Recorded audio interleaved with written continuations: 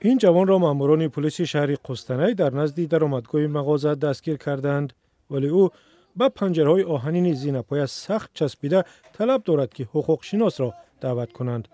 کشمکش دراز آنها راهگذران را به خود کشید که صحنه را به نوار گرفتند و ماموران پلیس را عصبانی کردند. Уважаемый, отойдите, пожалуйста. Вы препятствуете государственной службе. Разве так можно делать? А вот так вот нормально? Отойдите, говорю. Что толкаетесь? مدت بعد کارمندان دیگری پلیس آمدند و جوان را گرفته بردند. این گونه حادثه ها در قزاقستان زیاد شده است. نمونه دیگر از شهر اتیراو. در اینجا هم یک جوان را به زور میبرند. عین صحنه در شهر اکیبستوز. Не буду я удалять. Я хочу, снимаю, вы что хотите, а? Я это отправлю в интернет спокойно. با نوار گرفتن رفتار کارمندان کمیسریت نظامی آنها را خشمگین و عصبانی میکند.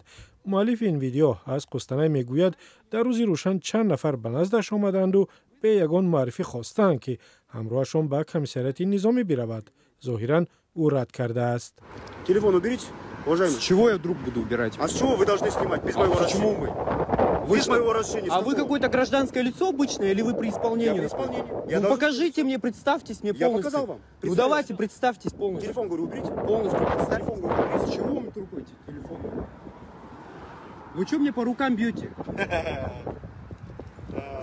طاله این جوان بلندی کرده است که او را نبردند، ولی در بسیار موردهای دیگر کارمندان پلیس و کمیسریت نظامی چنین مهربان نیستند. وزارت دفاع قزاقستان ویدیوهای جنجالی را شرح داده و گفت آنهایی را چنین میبرند که از خدمت در صف ارتش سرکشی میکنند. بعضی شهروندان از اجرای طلبات قانونی کارمندان پلیس سرپیچی و مخالفت میکنند. از این سبب مجبور به کمیسریت نظامی آورده میشوند.